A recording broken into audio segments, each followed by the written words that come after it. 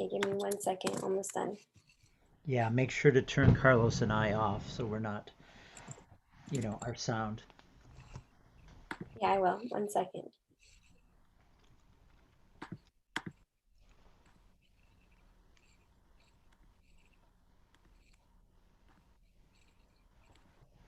Okay.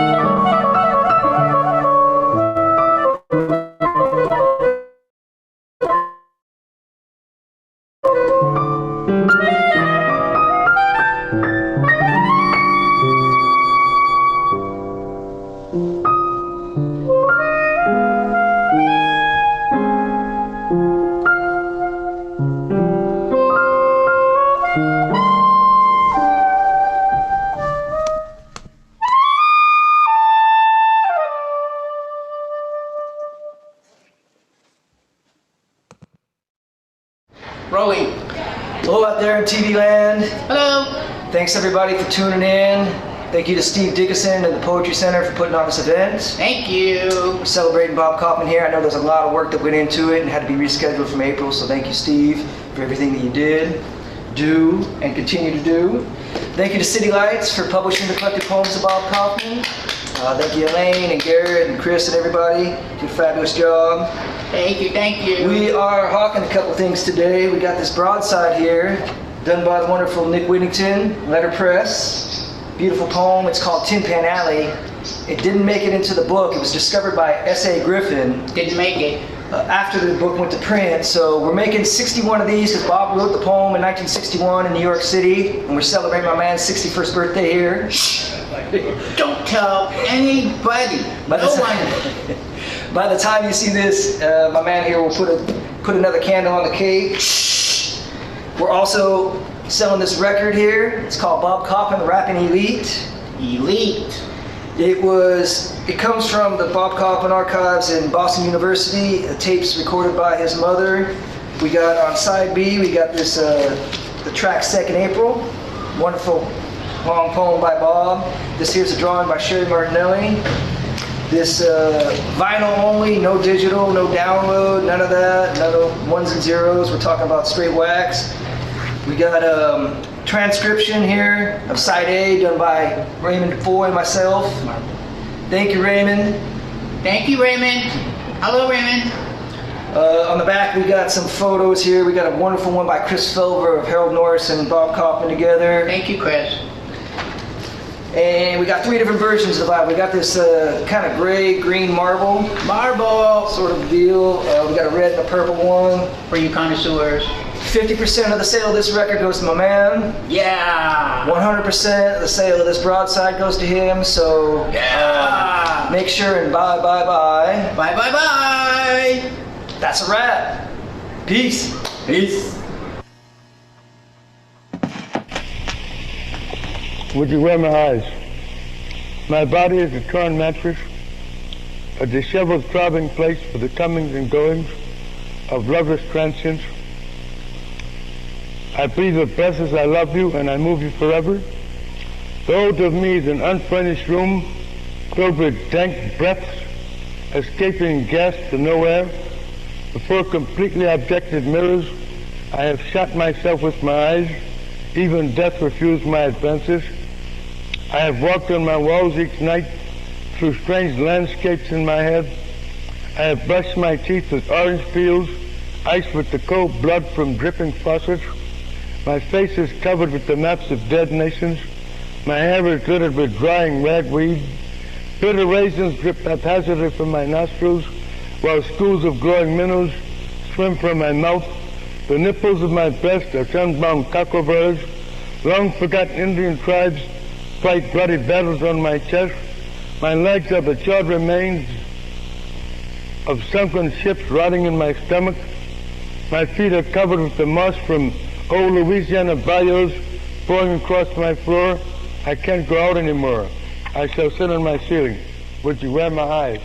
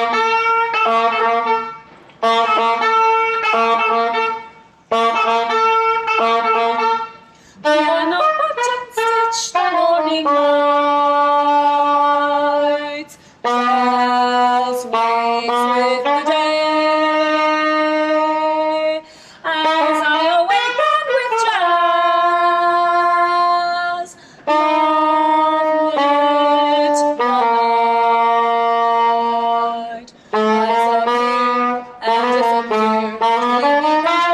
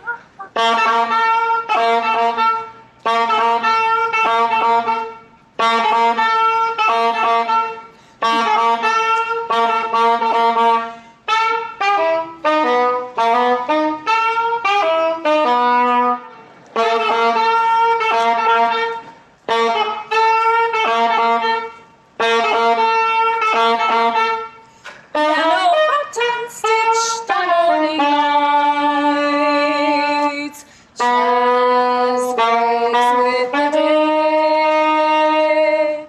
As I awaken with jazz, love midnight. Eyes appear and disappear to be only once more to every mood. Sweet love with almost sadness. Give me counterpoise to pockets of joy and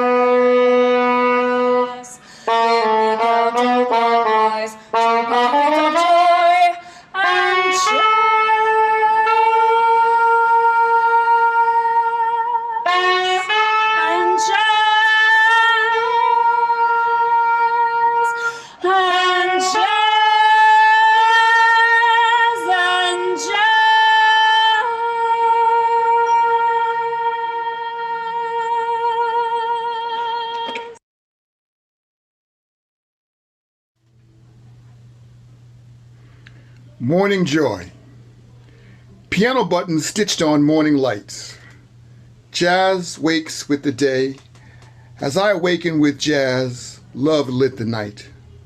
Eyes appear and disappear to lead me once more to a green moon. Streets paved with opal sadness lead me counterclockwise to pockets of joy and jazz.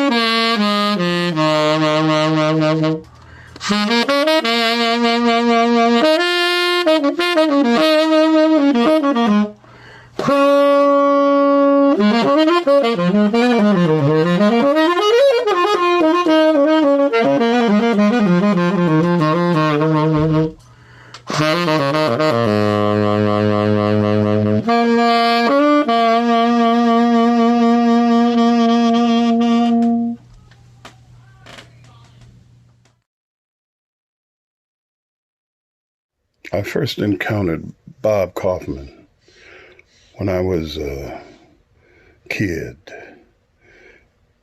just graduating from junior high school into high school, 1965.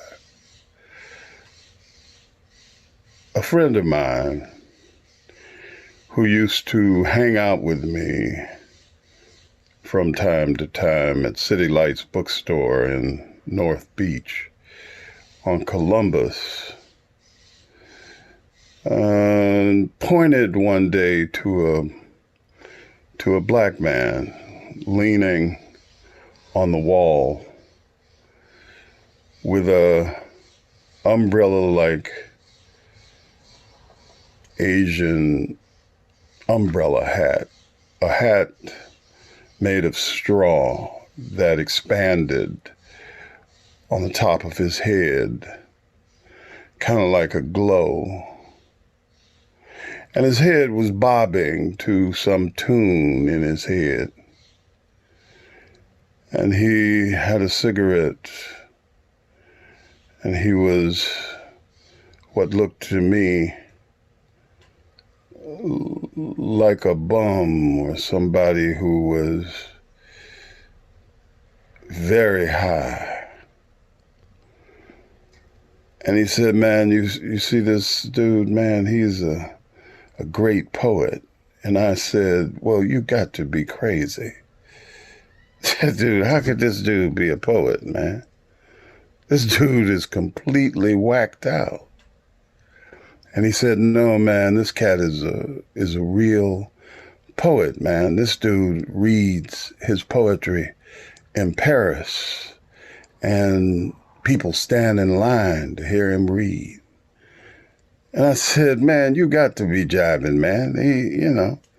This dude a junkie. And he said, no, this man is a great poet. Come in, man, I'm gonna show you. And we went into City Lights bookstore, and he pointed to a poster, and it had this cat's head on it, and big letters talking about Bob Kaufman reading at some poetry event. And I thought, how could this whacked out black man be taken seriously as a writer? And he said, his book is right over there, man. And I bought his book for 75 cents, published by City Lights. And I took it home and I read it. And then I understood what words could do, where art lives in a particular place, and that place is in your head, and when you bring it into the world, it is a healing tune. And so Bob Kaufman and his greatness, his insight, has, like Amiri, Whitman, James Baldwin, all these great shapeshifters of knowledge have entered my work, my consciousness, and have helped to guide me throughout my life into new horizons, taking that process, those tunes that are in your head, bobbing to those tunes, those Kaufman-esque darknesses that blast their way into light. No, Kaufman was a whirl, and it was a great opportunity for me to watch him every time I went to North Beach as a kid, to look at him no matter what his condition, and know I was looking at greatness. I was looking at greatness because greatness is not concerned with exterior appointments. Greatness does work in the interior space of your mind. And Mr. Kaufman was all of that.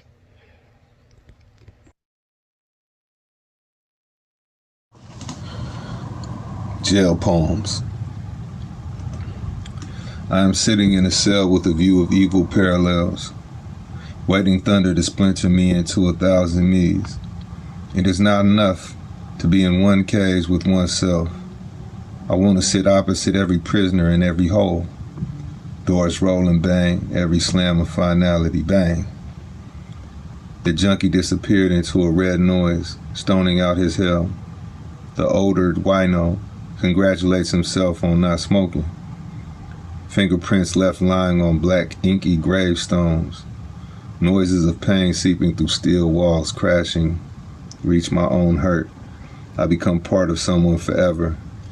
Wild accents of criminals are sweeter to me than the hum of cops, busy battening down hatches of human souls, cargo destined for ports, of accusations, harbors of guilt. What do policemen eat?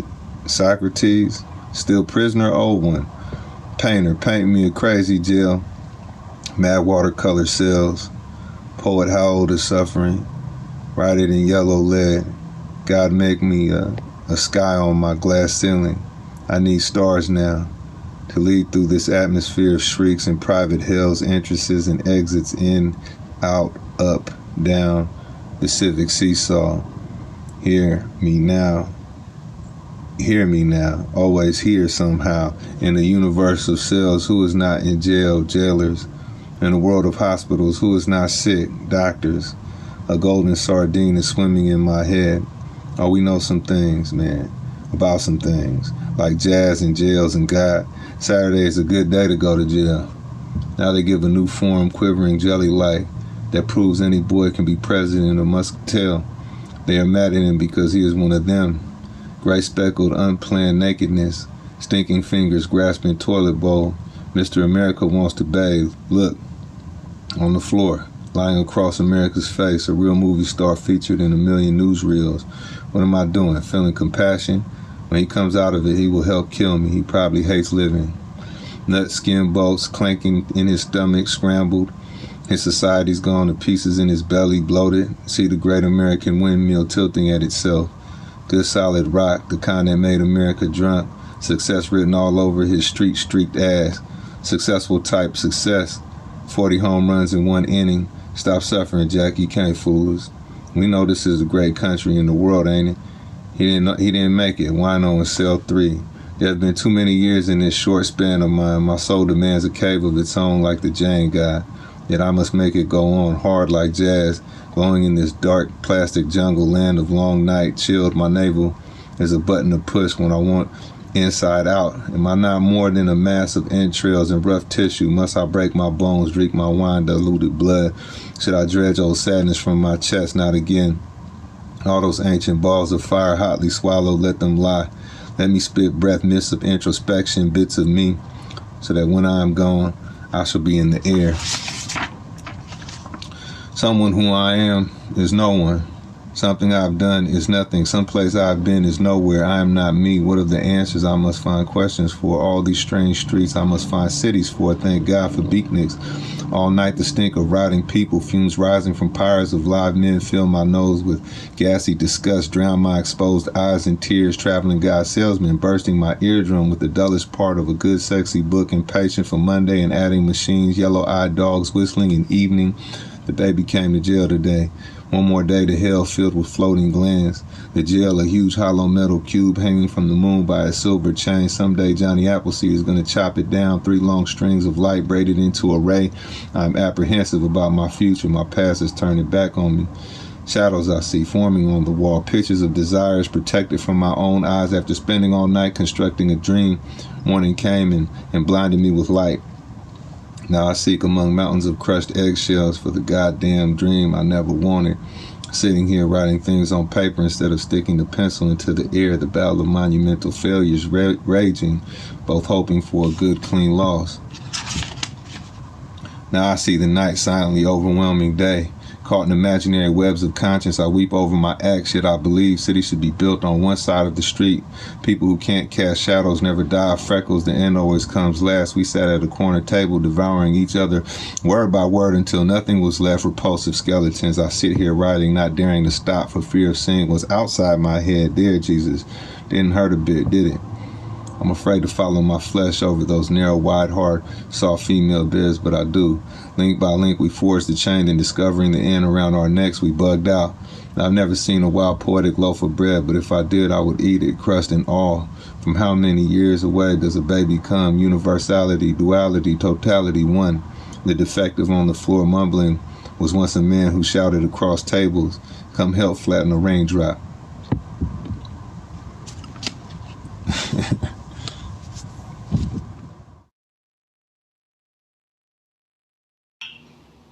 Benediction. Pale brown Moses went down to Egypt land to let somebody's people go. Keep 'em out of Florida. There's no UN there. The poor governor is all alone with 600,000 illiterates. America, I forgive you. I forgive you. Nailing black Jesus to an imported cross every 6 weeks in Dawson, Georgia. America, I forgive you. I forgive you. Burning Japanese babies defensively. I realize how necessary it was. Your ancestor had beautiful thoughts in his brain. His descendants are experts in real estate. Your generals have mushrooming visions. Every day your people get more and more cars, televisions, sickness, death dreams. You must have been great. Alive.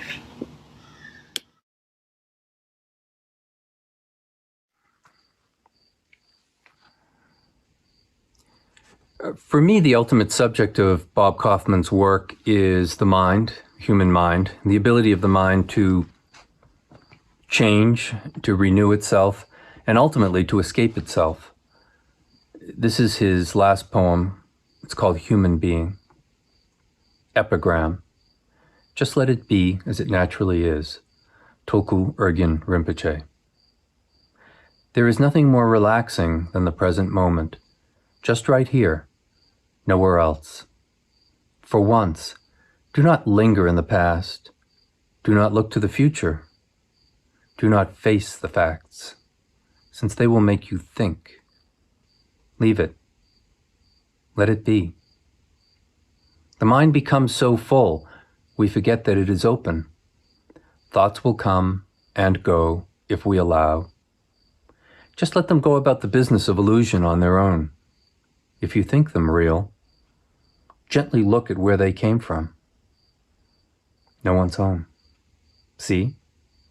Now you are free to be.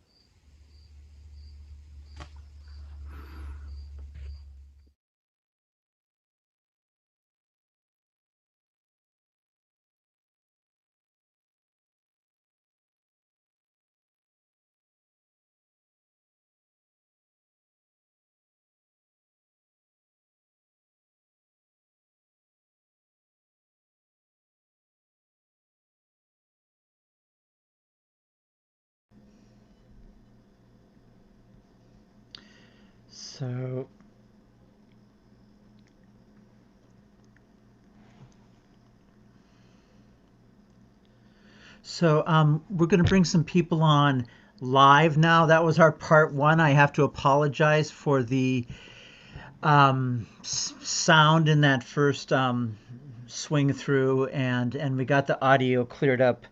So some amazing work from people. I want to thank everybody in that first segment. Wonderful readings. We're going to have 6 people come on now, and I would like to invite Neeli Cherkovski, Alejandro Murguia, Sarah Menifee, Cecil Giscombe, Jack Hirschman, and Will Alexander all to come on. And then we'll we'll get all you guys on screen here and have our live portion.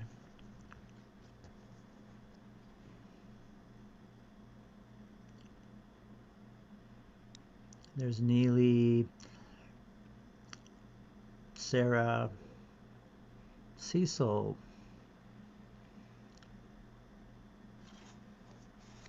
Hi, Sarah. Neeli, would you turn on your camera down in the bottom? Okay. In the bottom left. Bottom left. Ah. It says stop. It says video. Here it says done speaking, but I don't want that. There you go. We can see your video. You were there. Now you've disappeared. Now I disappeared. I don't know what happened. Let's see. Let me find Zoom again. I'm so sorry. And we're looking for Alejandro Murguia, Jack Hirschman, and Will Alexander. Okay. Well, there's Jack. Jack, I'm looking for Zoom. I hear you. Can you hear me? Neeli, it's the video button at the bottom left of the Zoom screen. I'm not on the screen. I've lost it. Oh, here. And I don't see. There you are. There you are. There you are. Stay. Don't touch anything. Okay. Yeah. And then we'll hopefully get Alejandro and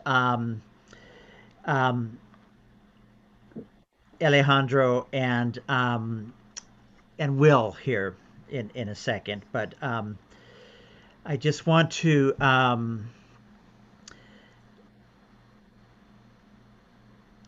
you got me? You got my video and my voice? Yep. So just stay there. Cool. I don't see anything. I wish I could see. Okay. So nice eyebrows. Just stay there. Yeah. And so our sequence, we'll just start with Neeli. So do you want to go ahead? Okay. Well, thank you. So I wrote something for Bob. I wrote a book, Elegy for Bob Kaufman, which was published in 97. And, living in North Beach back in the 70s and early 80s, needless to say, he was the saint. He was our man. He was the head of the Poets Brigade.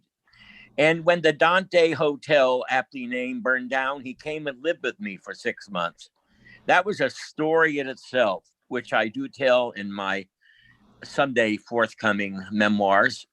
This is called For Bob Kaufman, Poet, 2020.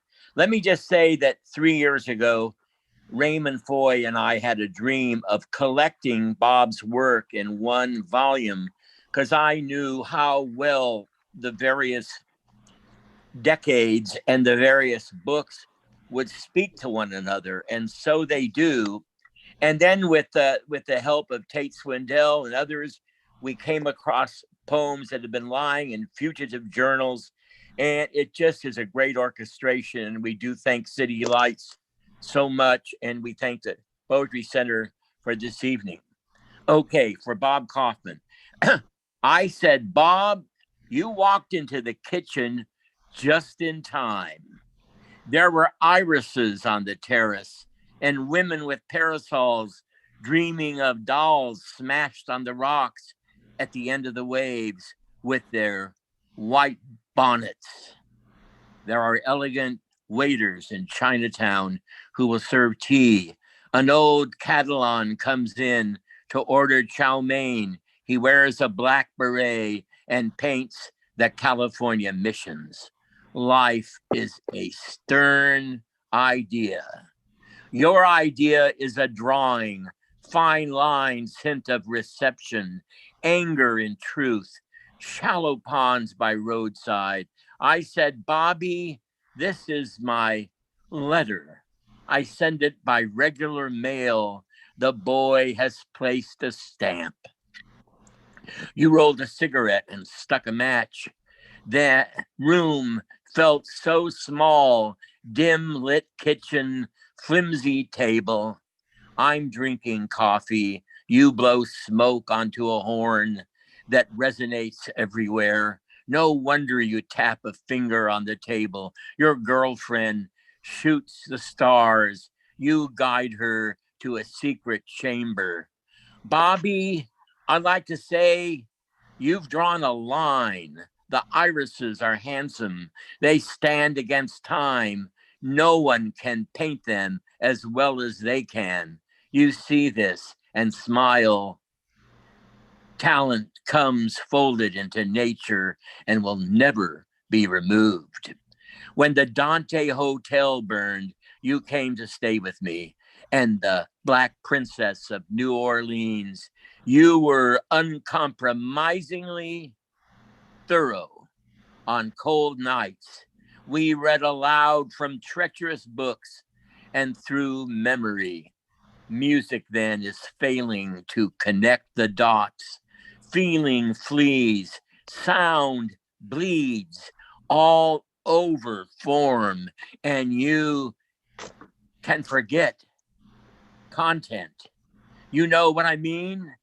As fame dapples onto leaves and jazz magicians sue for tranquility, the muse loves to dance on old recordings.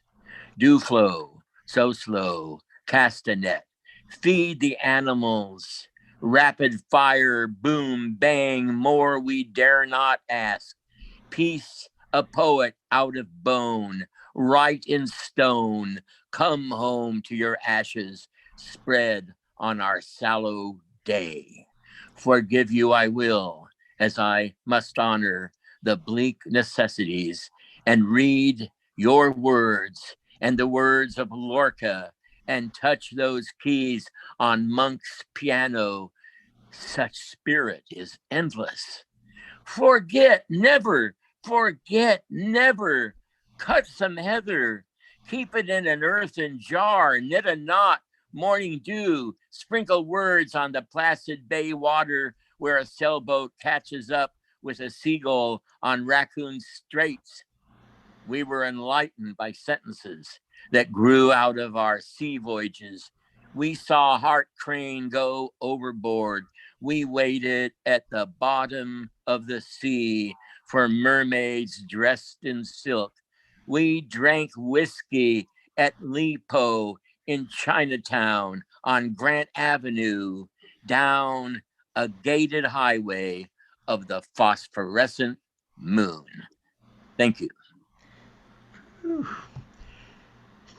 Thank you, Neeli. Thank you, Neeli. Sarah, you're next up. Okay. Bob was a friend. I just remember so many memories. We just had a lot of fun. He liked to party. I remember him dancing once in a cast on his foot. He had broken his ankle or something and just throwing down his crutches and dancing when there was music.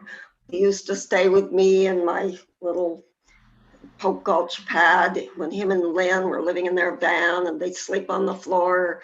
We just, he'd watch old movies on TV and we'd eat, and it was really nice. Just loved him. And, he was a great prophet. I really understood, especially when Ancient Rain came out, that we had this American prophet and he was on the street and he was being beat up by cops. And he was very political. He had done organizing in his youth. He'd been a merchant marine. He's real, oh boy, I'm at a loss for words. So I knew him the last few years of his life, and he used to lean over and say things to me like, "Sarah, you're a poet.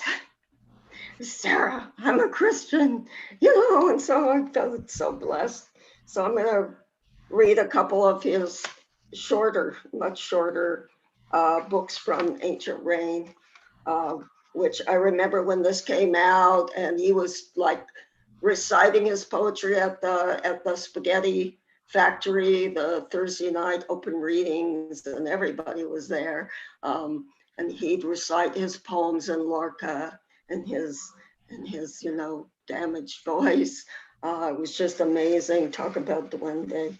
So I'm going to read this very short poem called Demolition, and then another short poem, and then something I wrote. Demolition. They have dismantled the 3rd Avenue L. It's still the same though.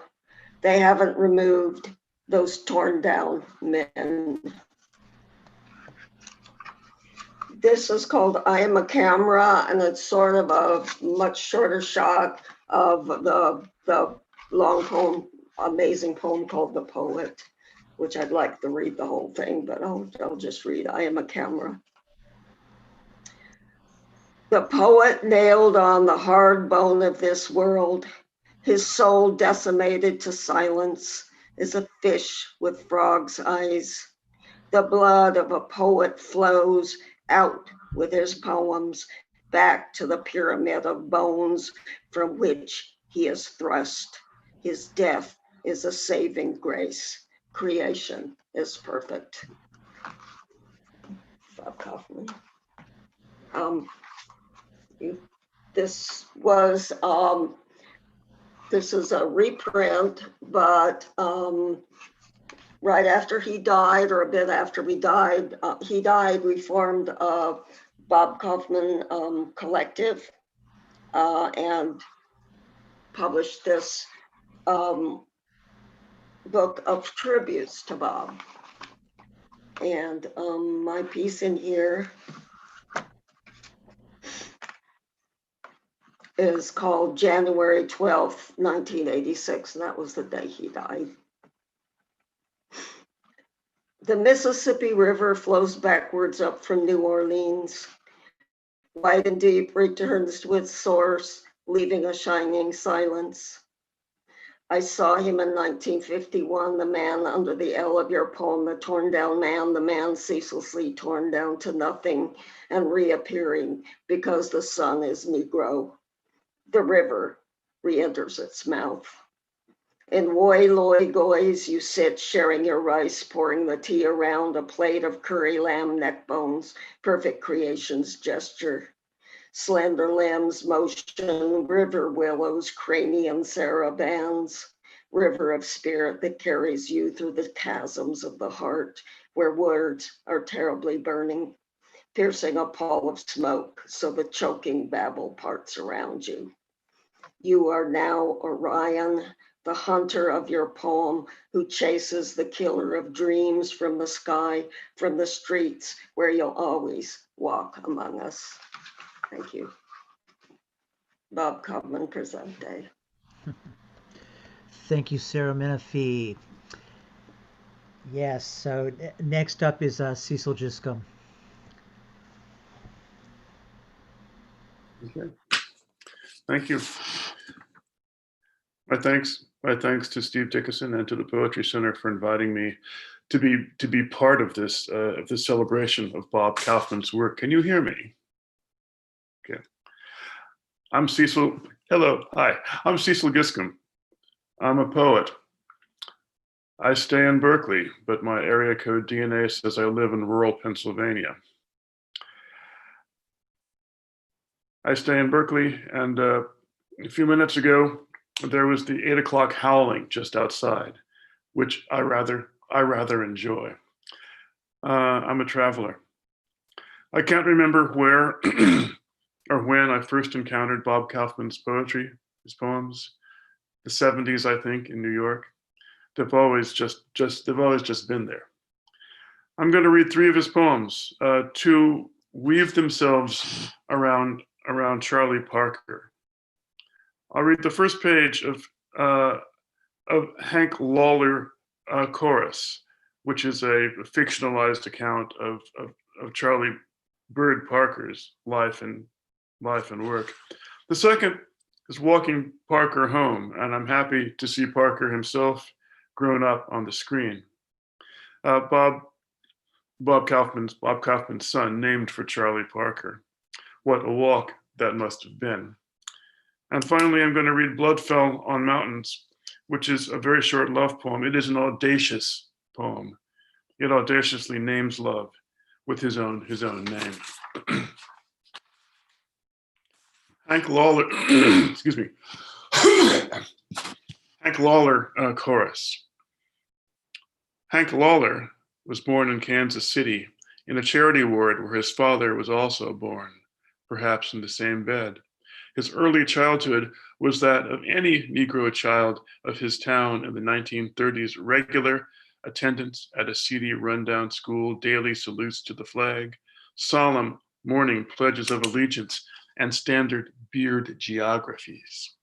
A special interest in history led him to build a makeshift log cabin in his backyard in preparation for the presidency, which his father tore down for firewood as soon as he discovered what motivated Hawk.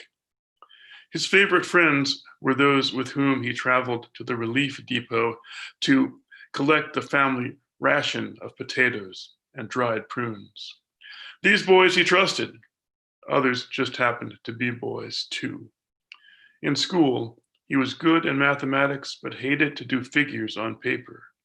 He usually worked out arithmetic problems in his head long before the rest of the class rested their pencils. He attended church each Sunday at the Rising Sun Baptist Church, where he secretly sang hymns in numbers because he didn't like hearing the same words all the time, yet could offer no resistance to the music. His first personal contact with music as an individual act was when he played triangle in the school band and discovered that when he pinged his instrument at the wrong times, he could feel its tingle separate and distinct from all the other instruments, at which times he would smile inside his mouth while apologizing to the leader, who was an ex-New Orleans musician that jazz had passed by, yet secretly enjoyed the hard head.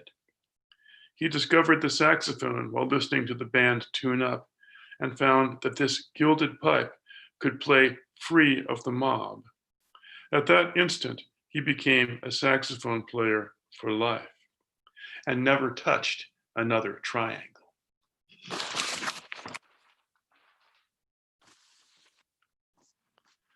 And the poem, Walking Parker Home. Sweet beats of jazz impaled on slivers of wind, Kansas black morning. First horn eyes, historical sound pictures on new bird wings. People shouts, boy alto dreams. Tomorrow's gold-belled pipe of stops and future blues times, lurking Hawkins, shadows of Lester, realization, bronze fingers, brain extensions, seeking trapped sounds, ghetto thoughts, bandstand courage, solo flight, nerve-racked suspicions of newer songs and doubts. New York altar city, black tears, secret disciples, hammer horn pounding soul marks on unswinging gates, culture gods, mob sounds, visions of spikes, panic excursions to tribal jazz wombs and transfusions, heroin births, heroin nights of birth, and soaring over boppy new ground. Smothered rage covering pyramids of notes, spontaneously exploding cool revelations, shrill hopes, beauty speared into greedy ears, birdland nights on bop mountains, windy saxophone revolutions, day rooms of junk and melting walls and circling vultures. Money, cancer, remembered pain, terror flights, death, and indestructible existence. In that jazz corner of life, wrapped in a mist of sound, his legacy, our jazz-tinted dawn, wailing his triumphs of oddly begotten dreams, inviting the nerveless to feel once more that fierce dying of humans consumed in raging fires of love. And the last poem I'm going to read, Blood Fell on the Mountains.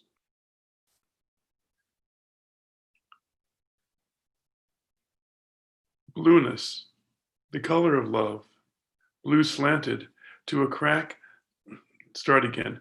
Blueness, the color of love, blue slanted to a crackling and blue color, the color of colors, as sweet blue nocturnes of the voids, solitudes filled with loneliness, black rain, twisted hail, wounded snow. The mountain cried dry, tear of stone among the tall trees. The sleepwalker walked the bridge of eyes amidst colors of the day. In the left hand is the dreamer, the ballad at the source, the singer and the song. Poem for Eileen on my return home. I am a lover. Bob. Me to you. Thank you.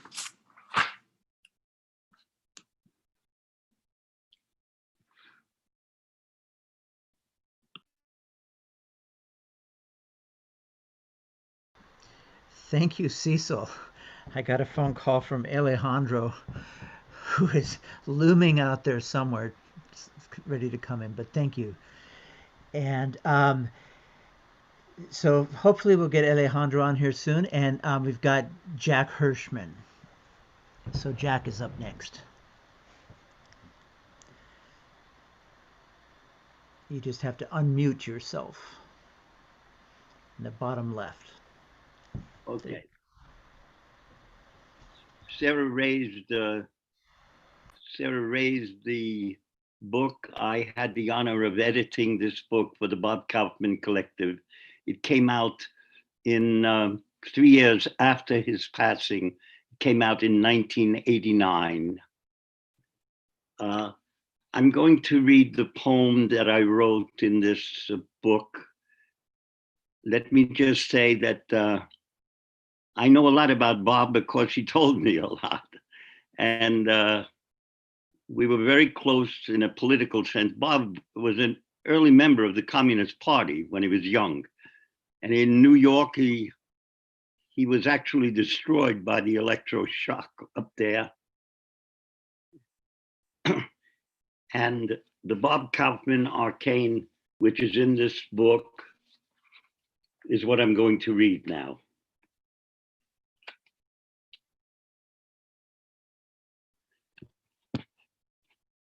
Root of black, root of Jew, in a red world you, whose skull had been a drumskin for nightsticks of pig. Magali. And oh, excuse me, agato. Okay, let me start again. Root of black, root of Jew, in a red world, you whose skull had been a drumskin for nightsticks of pig and billy clubs of goon, playing their Cold War number, dirty commie, on your temple. Root of Southern protest and the Northern cry, you whose ears they stuffed with sirens and not the watery kind, whose brains they tried backwashing to antebellum times, or else strung them up in some Bellevue of shock wire, because you refused not singing the Soviet motherland, Simferopol and collective farms, because when Robeson was stoned and Yankee gloated, when the Rosenbergs were fried and Yankee applauded, you were organizing miners in the South for revolution. And that's why Yankee knocked in the back door of your knees and flung you to the ground like a bale of nigger cotton. And there was no defense then. The party was running scared, and Negro was still spreading molasses and eating his own hand. So Yankee beat you and beat you again. And sometimes the blows are so heavy, I don't know, as Vallejo's black messenger cried. And that's the truth of beat. The pain fascist kicks sent through your ribs the pain of the arm twists by Finks of the Fifth Amendment, and how you rose up suffering in beauty, finish being a pygmy with a flaming black poetry, hard as jazz, glowing from the tragic incandescence and the assassinations of the nation's face, and fused its ravenous poverties, its contradictions of street corner shivers of Tokay, its dialectics of crystal and bombs, its shags and panthers, its beat elite meat and eaten feet in the mouth disease, its splashdown extortions and briberies, its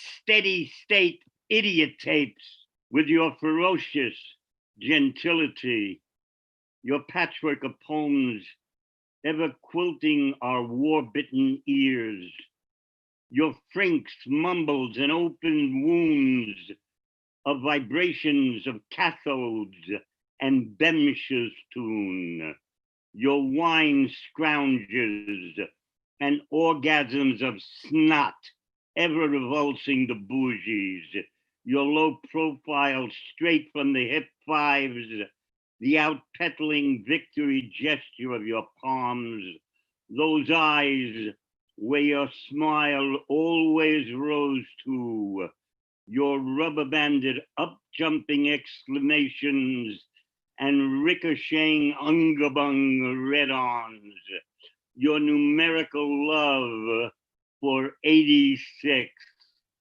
oh black sequoia, on these Cherokee streets of Parker and the trail of tears of Eileen, oh push that came to the shove of the love for Lynn, your toques of schmoogadoo leaning against the wall of Chinatown Alley, your head bobbing up and down, reading and creating a secret Bop Kabbalah at the same time, your tenderloin wanders, tumbles, and coma, your lonely figure at a hotel window, staring down at North Beach, which always looked up to you like the best cup of coffee in America, looking up to its most precious mouth. Oh, streetheart, there's a tan point and a brown study in the life of wine and noise, where the entire albatross round the neck of a man falls away and he stands eternally young and clear.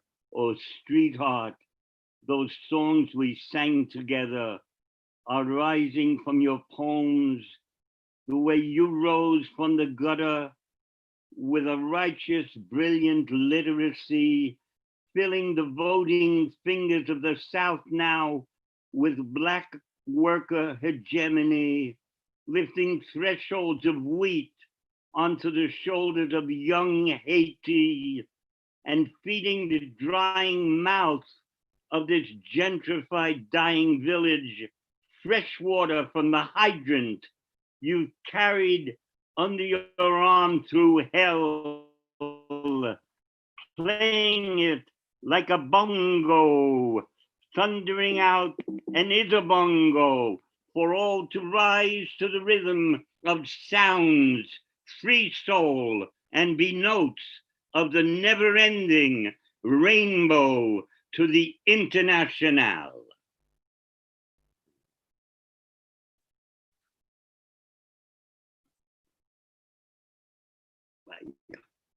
Hey, gato.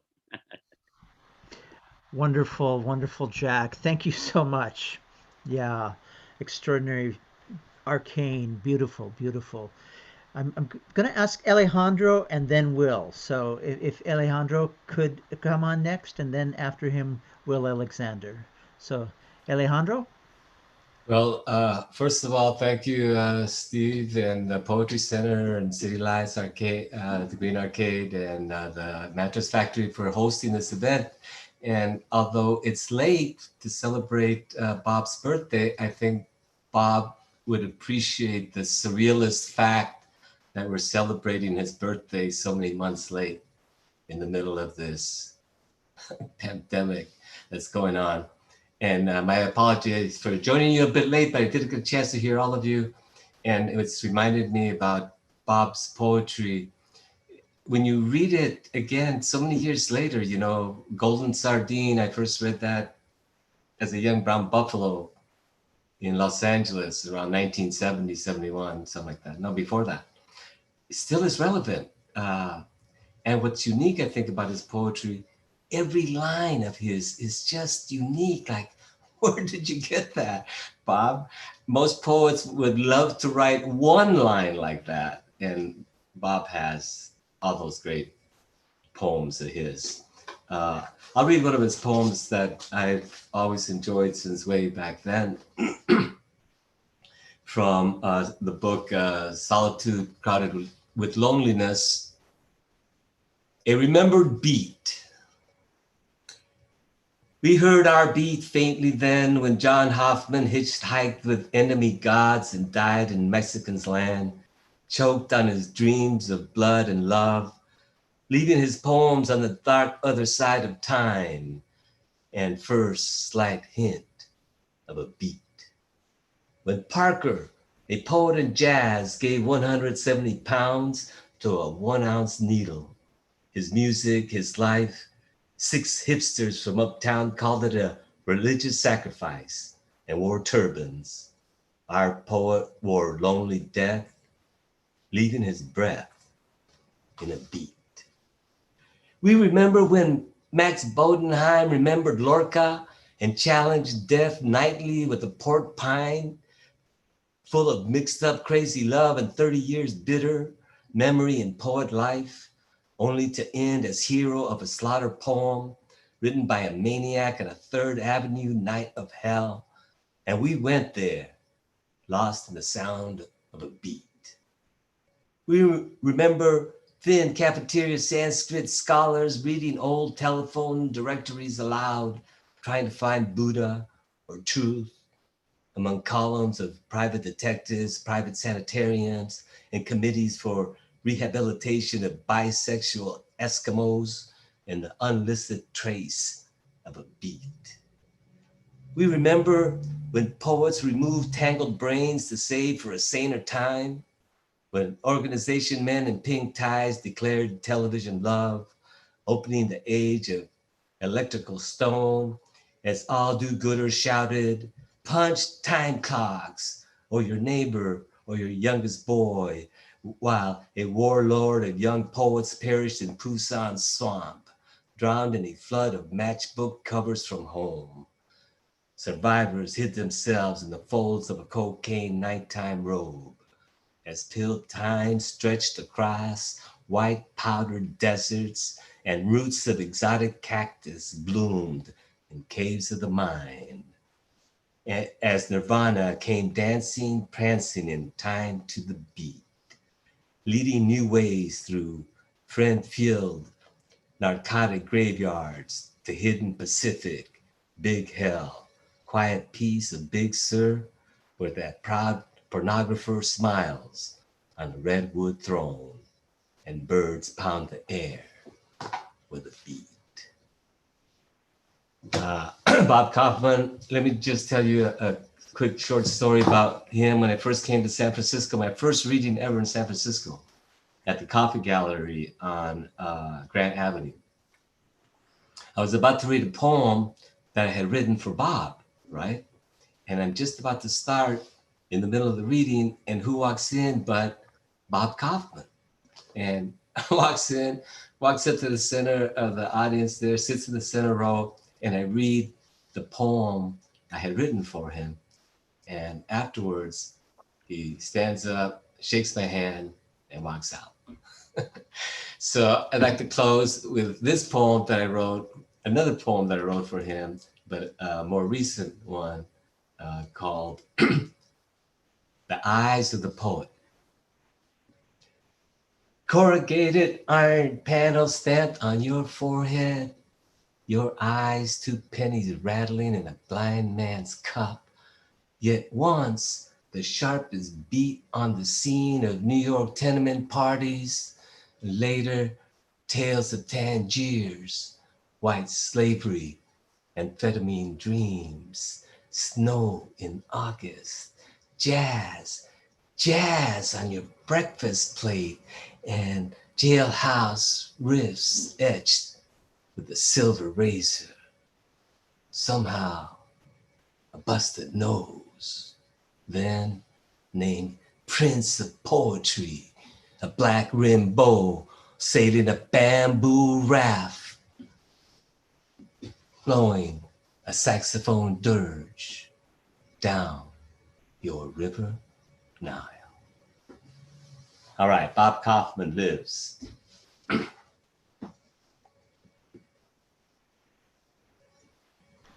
Thank you, Alejandro. And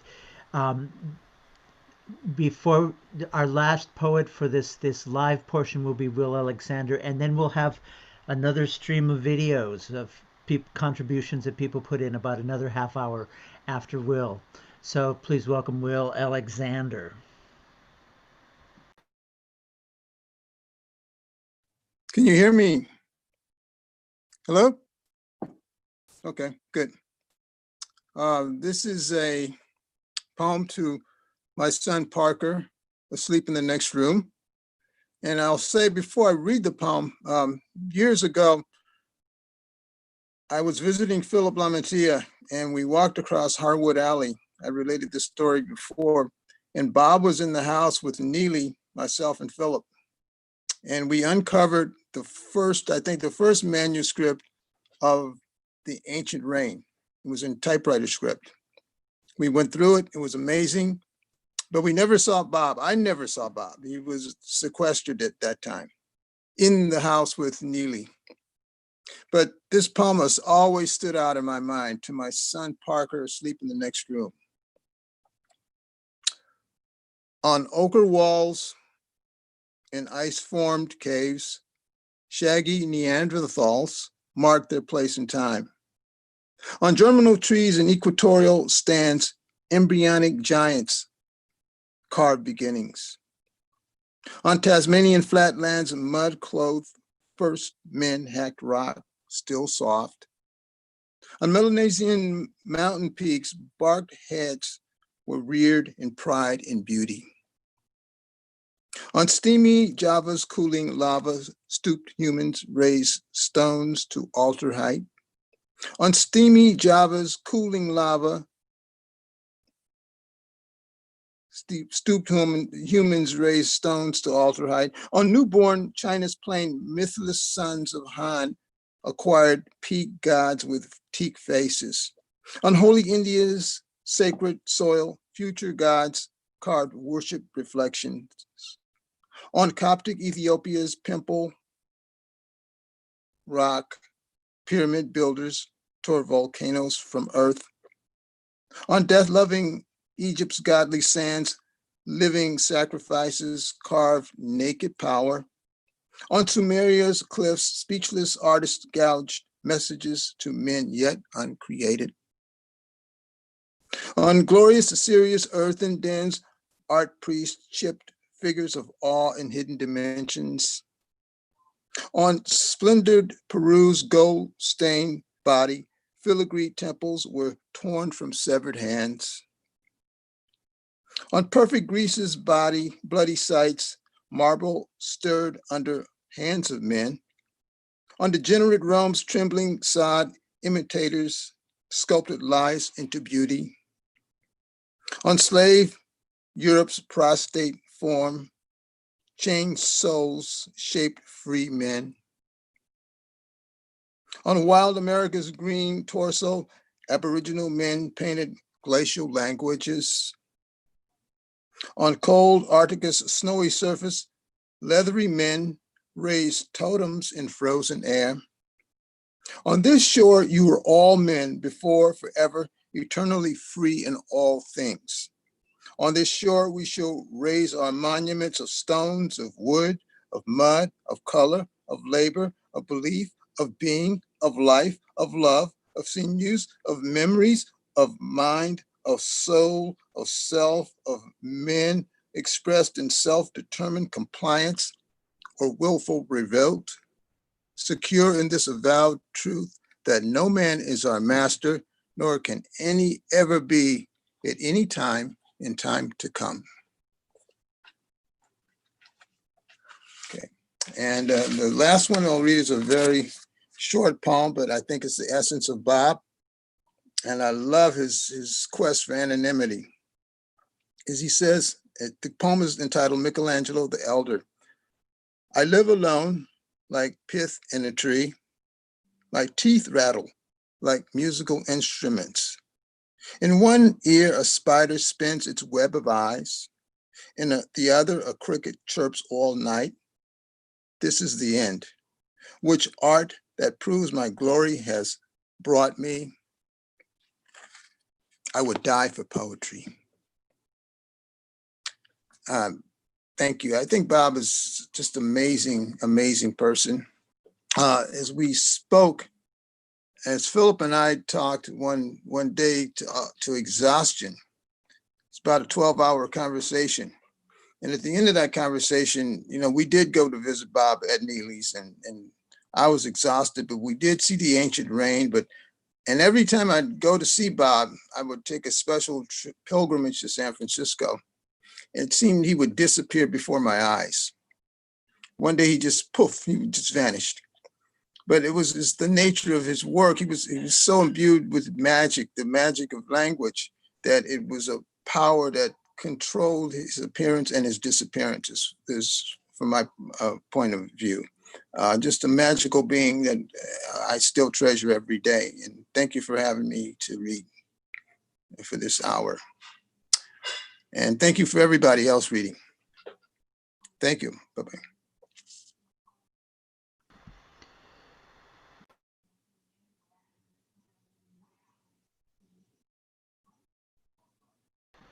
Thank you, Will. Thank you, Alejandro. Thank you, Cecil. Thank you, Jack. Thank you, Sarah. Thank you, Neeli. Now we're going to have about a half hour of video tribute that various artists have sent in. So thank you all for being here. Stick around.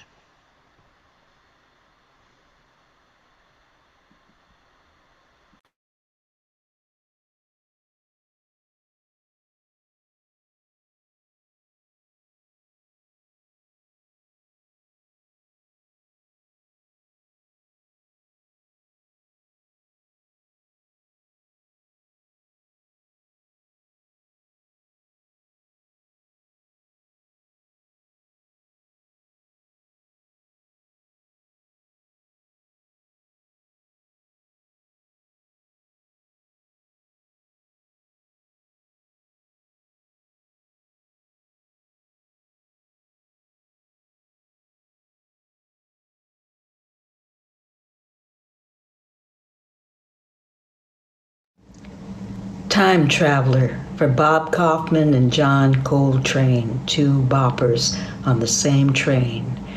The kamikaze of sound was on a mission, never slept, never rested.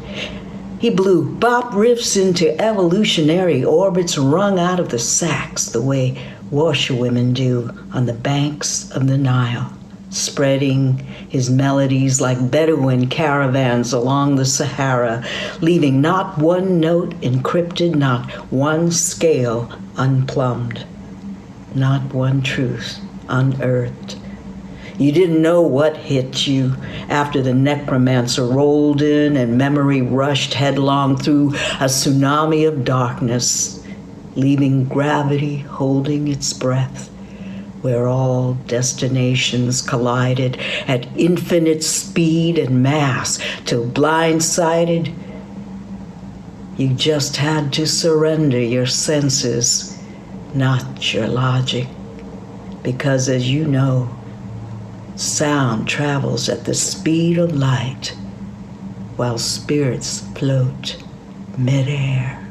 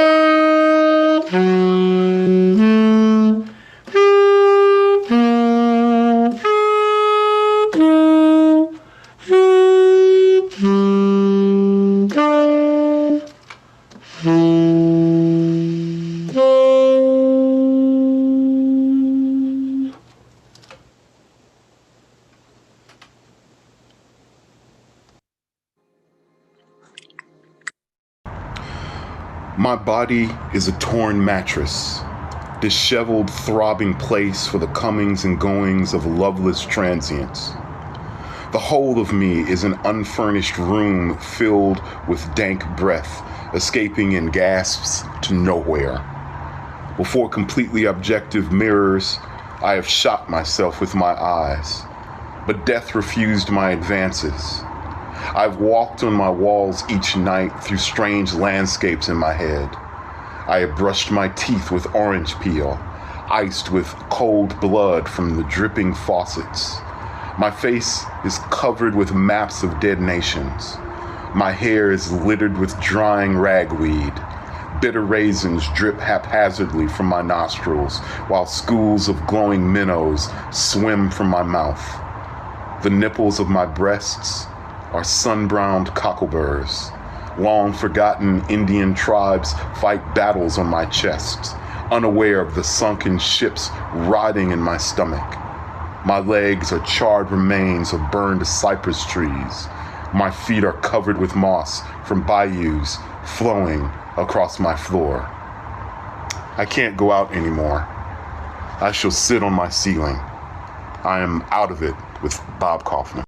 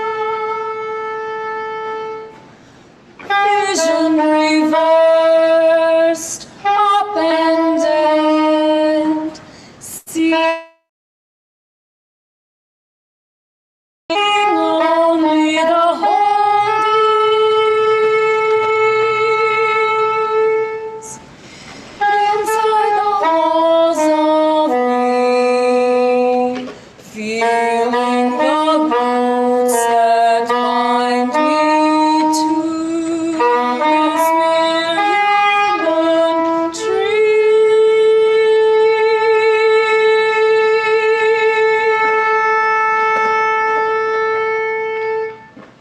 crashing to free myself, knowing the success of these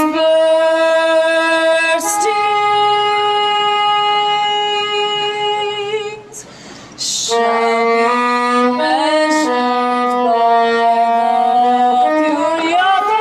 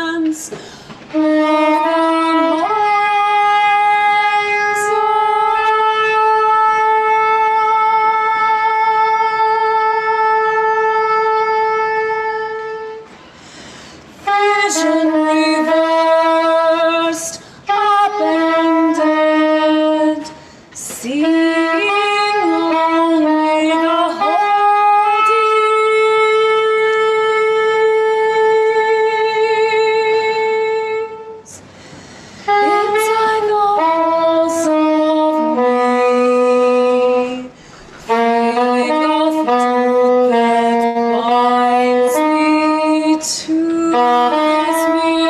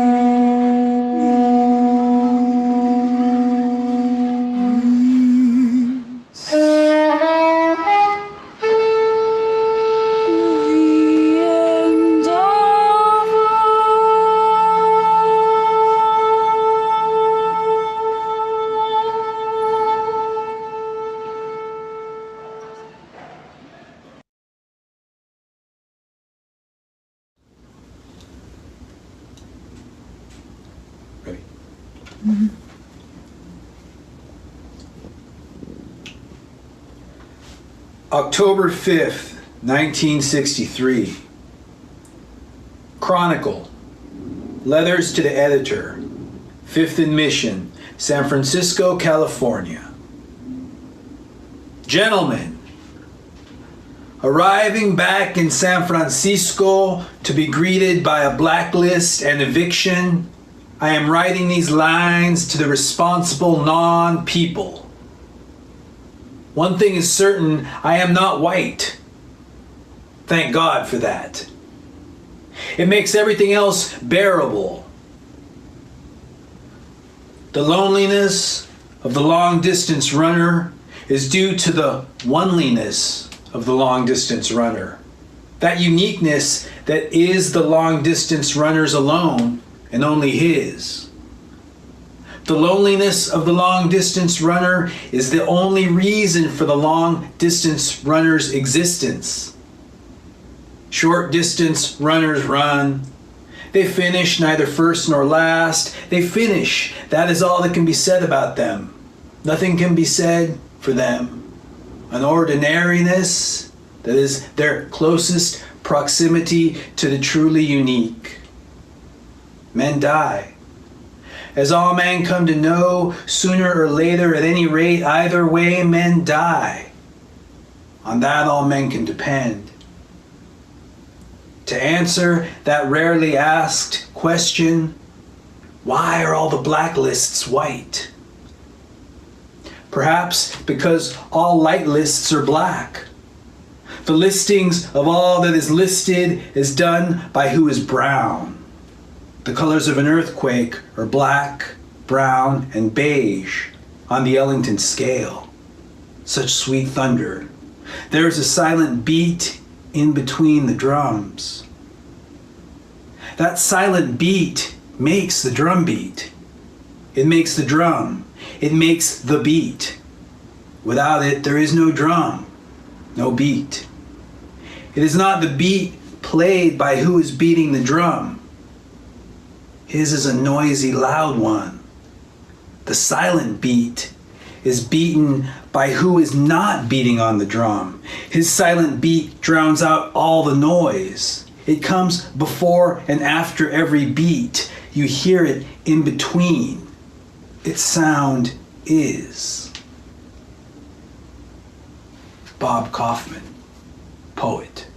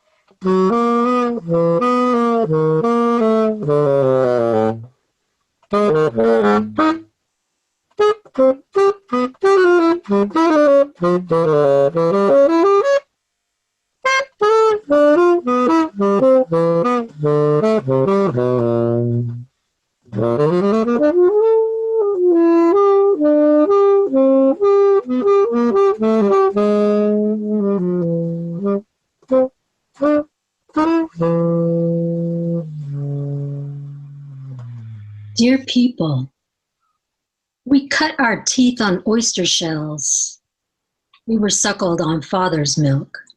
So what? Broken homes, don't cop out. Buying diamonds off the backs of South African Negroes. The wax bitches are well dressed tonight. Dear people, let us eat jazz.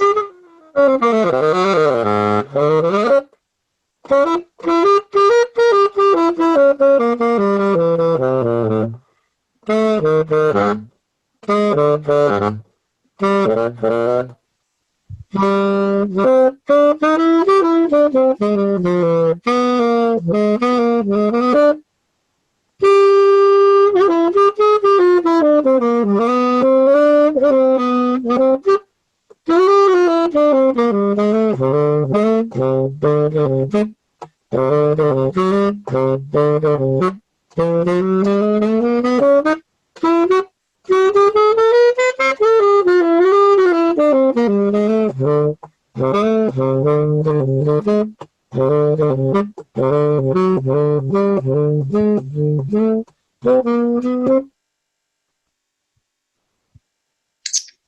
birthday, Bob Kaufman.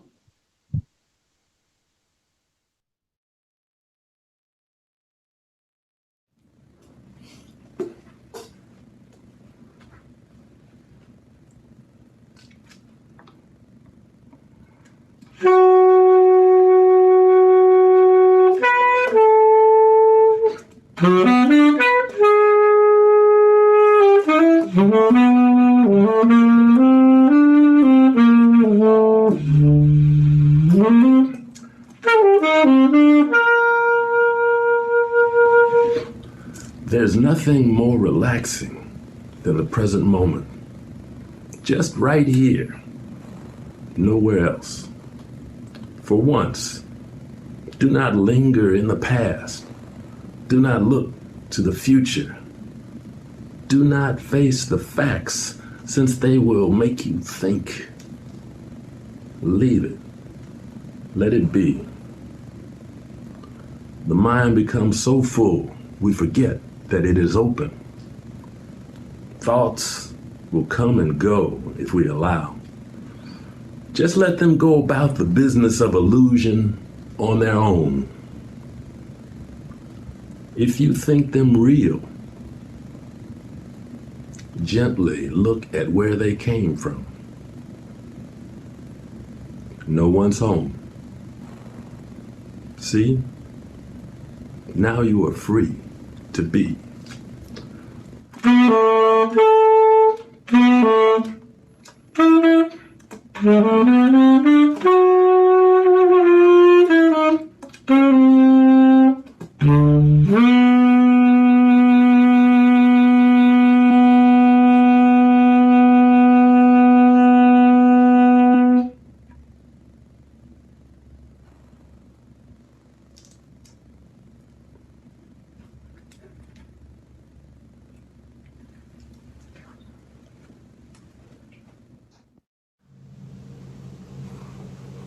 Okay.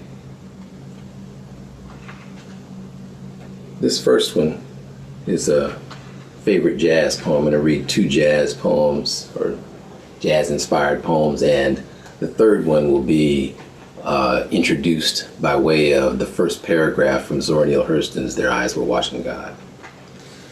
So this first one is called Blues Note. Ray Charles is the black wind of Kilimanjaro, screaming up and down blues, moaning happy on all the elevators of my time, smiling into the camera with an African symphony hidden in his throat and I Got a Woman wails too. He burst from Bessie's crushed black skull one cold night outside of Nashville shouting, and grows bluer from memory, glowing bluer still. At certain times you can see the moon balanced on his head. From his mouth he hurls chunks of raw soul. He separated the sea of polluted sounds and led the blues into the promised land. Ray Charles is a dangerous man, way across town, and I love him. So that was written for Ray Charles' birthday, New York City, 1961, by Bob Kaufman. This next one is titled Mingus. String-chewing bass players plucking roll balls of sound from jazz-scented night. Feeding hungry beat seekers, finger-shaped heartbeats, driving ivory nails into their greedy eyes. Smoke crystals from the nostrils of released jazz demons crash from foggy yesterday to the light of imaginary night. Okay. And like I said before, this last one is coming by way of an introduction. And I'm going to do it as an intro. It's the first paragraph from Zora Neale Hurston's novel, Their Eyes Were Watching God. This is the introduction. Ships at a distance have every man's wish on board. For some, they come in with the tide. For others, they sail forever on the horizon, never out of sight, never landing until the watcher turns his eyes away in resignation, his dreams mocked to death by time. That is the life of men. That was from Zora Neale Hurston's Their Eyes Were Watching God, and this is the Bob Kaufman piece. All those ships that never sailed, all those ships that never sailed, the ones with their seacocks open that were scuttled in their stalls. Today I bring them back, huge and intransitory, and let them sail forever. All those flowers that you never grew, that you wanted to grow, the ones that were plowed underground in the mud. Today I bring them back and let you grow them forever. All those wars and truces dancing down these years, all in 3 flag-swept days, rejected meaning of God. My body, once covered with beauty, is now a museum of betrayal. This part remembered because of that one's touch. This part remembered for that one's kiss. Today I bring it back and let you live forever. I breathe a breathless I love you and move you forever. Remove the snake from Moses' arm, and someday the Jewish queen will dance down the street with the dogs and make every Jew her lover.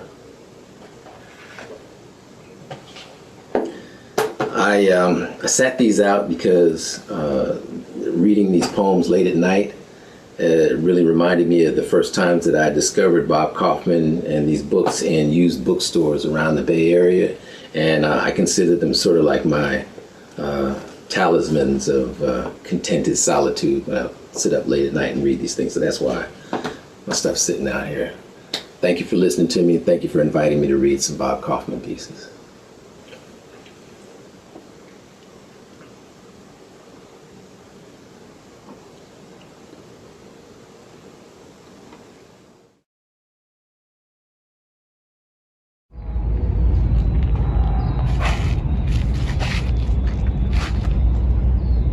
"1,000 saxophones infiltrate the city, each with a man inside, hidden in ordinary cases, labeled fragile. A fleet of trumpets drop their hooks, inside at the outside. 10 waves of trombones approach the city, under blue cover of late autumn's neoclassical clouds. 500 bassmen, all string feet tall, beating it back to the bass. 100 drummers, each a stick in each hand. The delicate rumble of pianos moving in. The secret agent, an innocent bystander, drops a note in the whale box. 5 generals gathered in the gallery, blowing plans.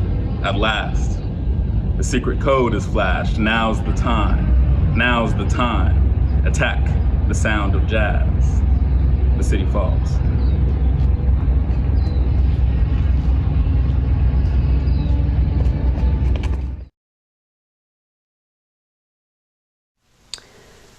Breakfast guests. Down in, down here, along the droning streets, this city stores poet thoughts, tule boat songs, morning cloak paintings. I have tripped over Bob Kaufman, coated into pavement, blood of a police beating, or maybe a phrase with an eggshell curve. In heavy fog while children wander school paths, I've invited Bob to breakfast here or there, or even in my own kitchen, depending on his mood. In this morning, comforted with the downing fog, Bob has returned with the cats, returned from last night when we all called him back to this painful and necessary place, where at least he will no longer be arrested. But I suggest that pain was the least. And here we sit on my stairs in the dripping fog, reciting Eliot to one another.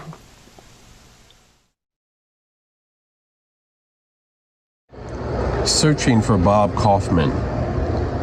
Hieroglyphic petals illuminate an adolescent trek through the paper fills, flat plains, and edited savannas of 3,000 years of Black poetry. The traveling trickster emerges centuries of chapters away from Africa's ancient poet, anonymous, spine to spine with those known. Wheatley, Dunbar, Brown, Hughes, Brooks, King, Jones, Evans, Giovanni, and Cruz, bound to the sticky fingers of this black boy, seeking non-mystical space between liberation and Ecclesiastes. He never knew this sometimes speaking in tongues saxophonious poet, except through sorcery etched in ether, in improbable perfect juxtapositions, in mind-bending visions manifest in maddening unmarred stone, in gravity-defying language turning the underground upside down, in silence deafening to those who want to listen, in sonic waves of syllables soothing the soul of blue wells, in explosive lines fueled by heavy water, in inaudible beats drowning out fascistic love-ins, in inescapable jailbreaks from forced criminality, in masses of massive solitude out in the open, in iterations blocking unblocked iterations, in revelatory secret acts of resistance. Inside the mind of a Milky Way, a black hole absorbed our light to be enlightened.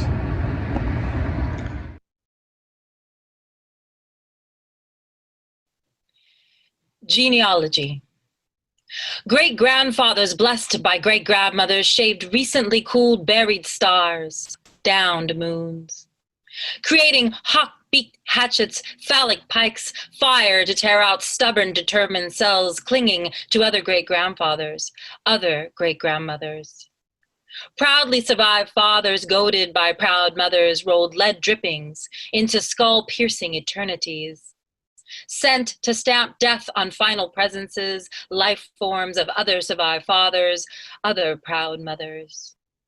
Sons, grandsons, daughters, granddaughters, bastards, rolling the atmosphere into sinister nuclear spheres. Insane combustions to melt the bones, ivory teeth of other sons, grandsons, daughters, granddaughters, bastards. Here, Adam, take back your goddamn rib.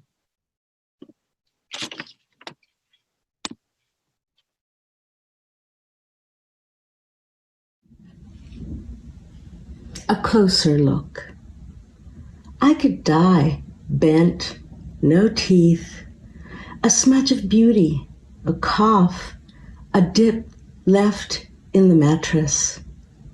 I could die alone, laying with the photo by the clock, watching it tick to the next minute. Or in a car wreck, slowly or quickly hauled off on a stretcher, under a sheet, yes, look at her there, undeniably gone. I could be dying now, thinking of death as a postponed appointment. The organs and bones promise nothing is certain, not even you, this life I am constantly living, root of comfort, root of despair. My heart is in fear. Now it is bursting. Now it is empty. Now it disappears.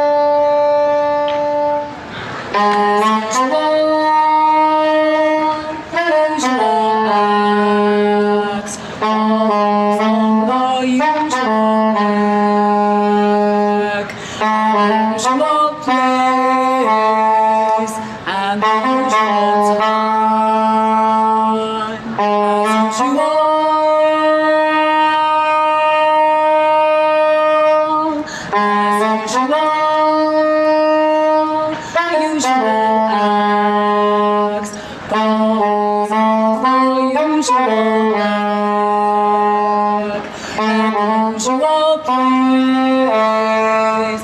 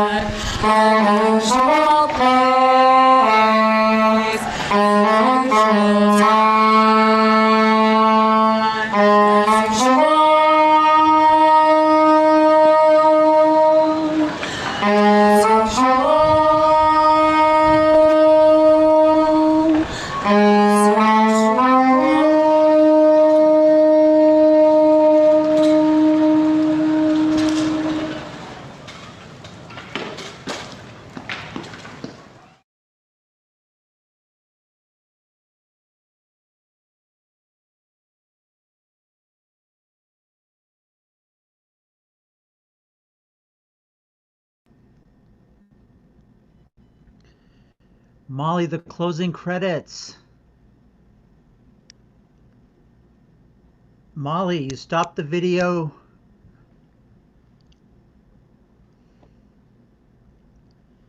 Shit.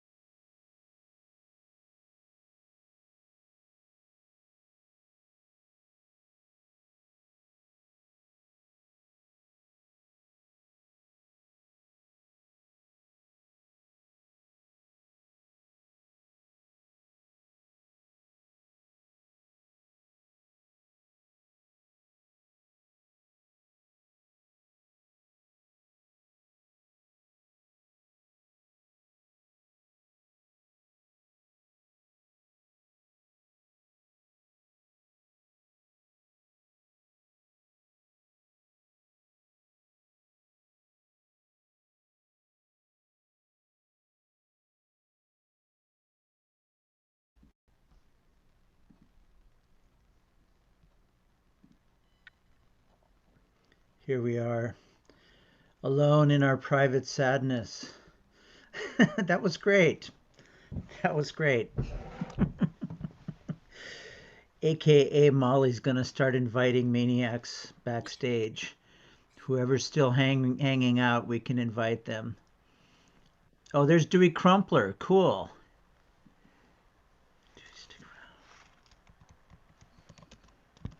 Is everybody? Then how should I do this? Yeah, let everybody come. I can't chat individually with people. It's so weird. I can't respond to when they address me. I was, and then it stopped me from doing it. Oh, there's Amiel. Hey, Amiel. Hold on, it's gonna take a minute. Turn on your freaking video. They can't. Dewey. Oh, they can. Just can't unmute. Hold on. Hi, hi, hi. Thank you for sharing that info. There we go. Ara Rosenthal. I thought you were Sarah Very Rosenthal. I'm sorry I wonderful. addressed you that way. Oh yeah, I saw that. Don't worry. Absolutely wonderful. Yeah, it was terrific. It was really Yes. yeah, yeah. Dewey, your talk was so beautiful. Well, all the talks, all the readings, they were magnificent. It just, I think the spirit of Bob is upon us, and we are sending much love to him in this psychotic time, and his word music burns a joyous sound into all of us. Mhm. That's wonderful. Yeah. Yeah, psychotic time is right. Jesus.